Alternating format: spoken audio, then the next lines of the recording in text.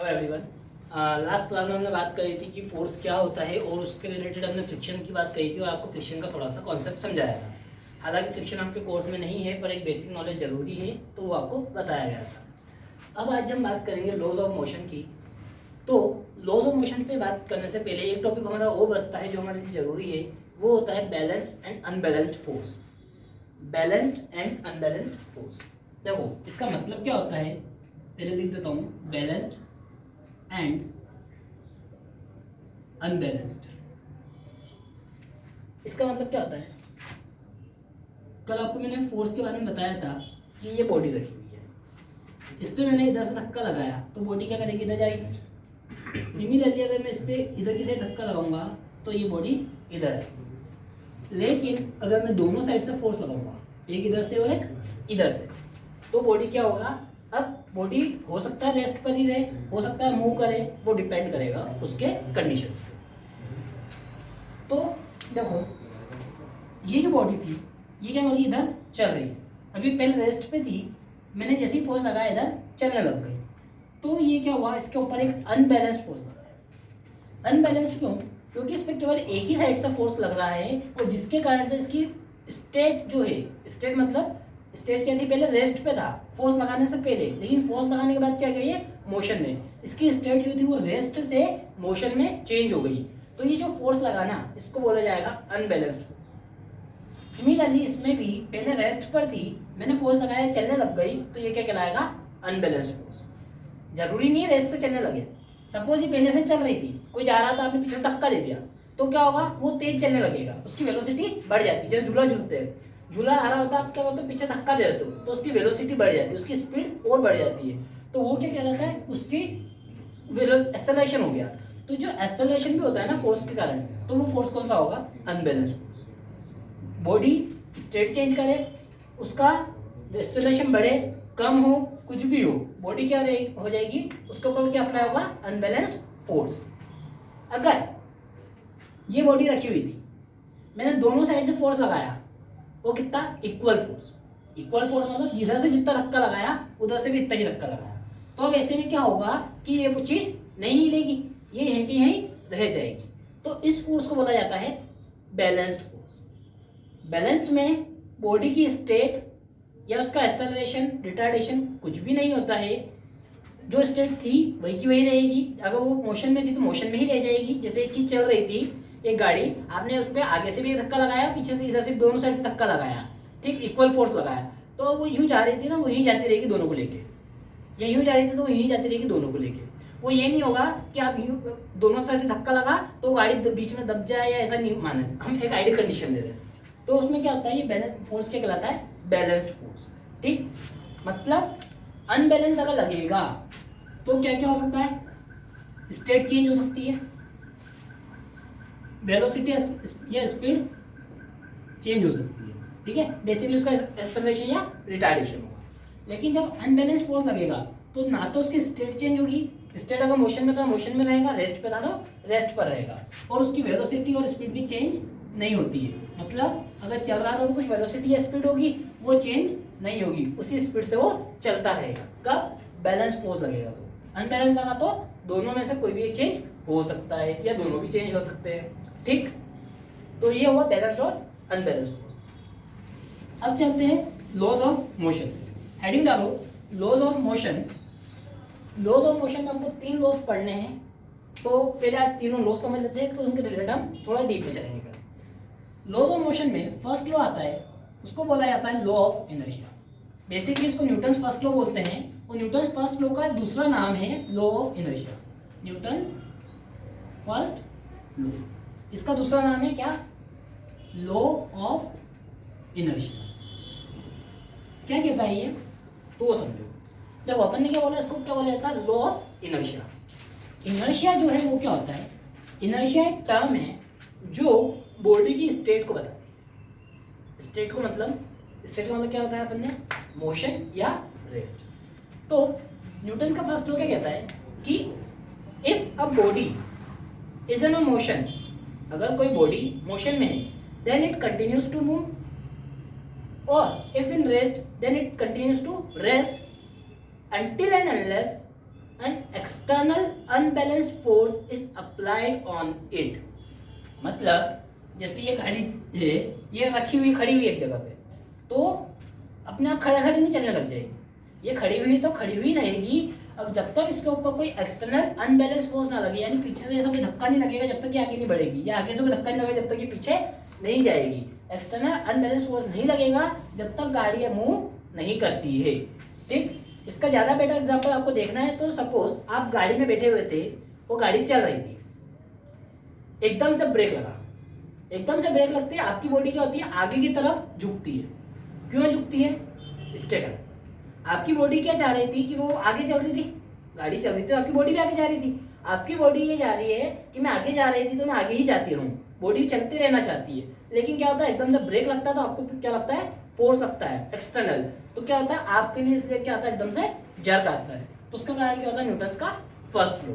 Similarly गाड़ी खड़ी हुई थी और एकदम से उसका एक्सेलरेटर दबा देना, स्पीड दे देना तेज, तो आपकी बॉडी पीछे झुक जाती है। पीछे क्यों झुकती है? क्योंकि वो रेस्ट में थी, तो वो जो जहाँ पे थी ना वो वहीं पे रहना चाहती है, लेकिन क्या हुआ, फोर्स लगा और वो आपकी बॉडी क्या हुई, आगे चली गई, इसलिए वो पीछे झुकती है। ठीक, तो ये क्या होता है, न्यूटन्स का first law. Statement, a body tends to continue its state, a body tends to continue its state, state कौन सी, whether rest or motion, until and unless some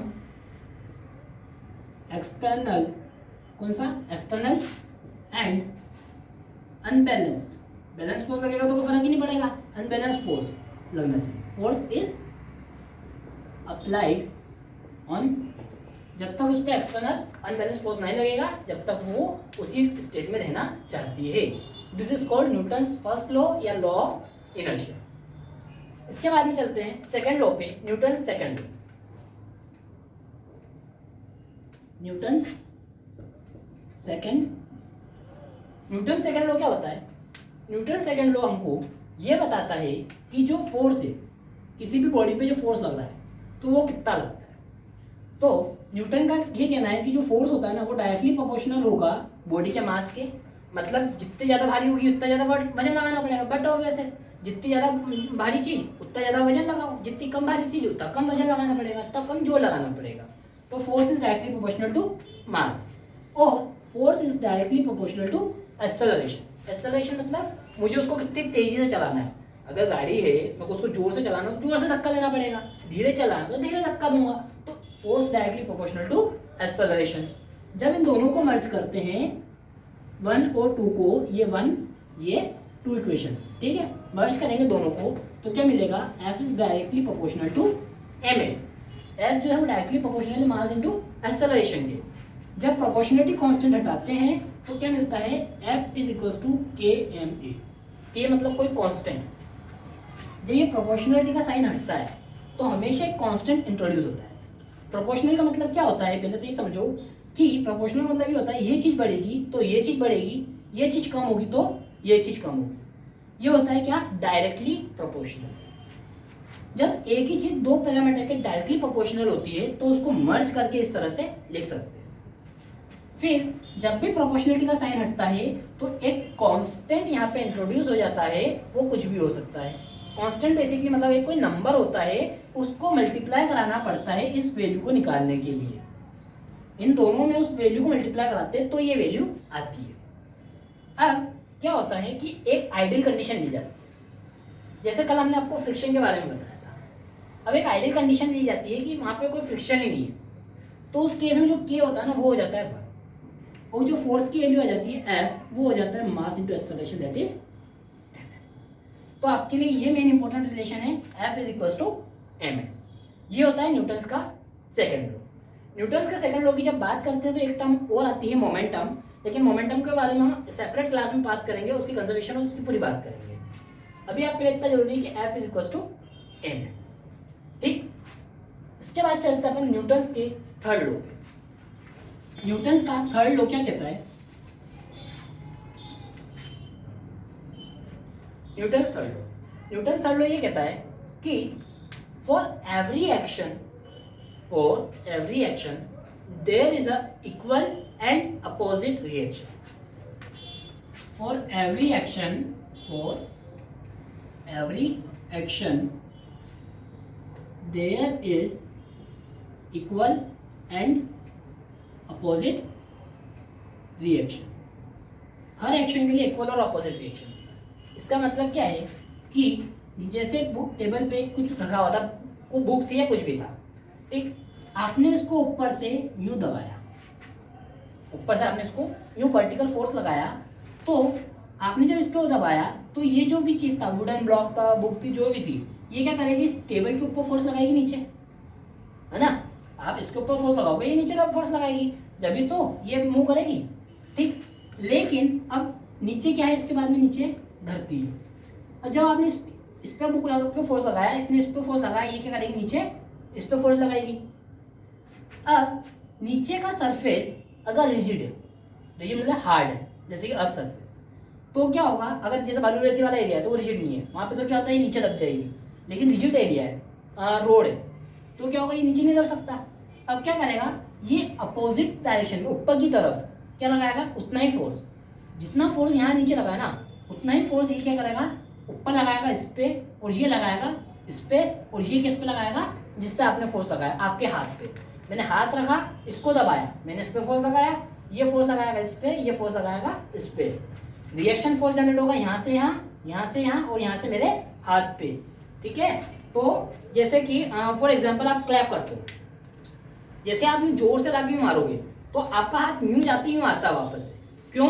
क्योंकि जैसे आपने यूँ फोर्स लगाया, क्या हुआ, रिएक्शन फोर्स लगा यूँ अपोजिट डायरेक्शन में, ठीक. तो वो क्या कहलाते हैं, reaction force. This is called Newton's third law.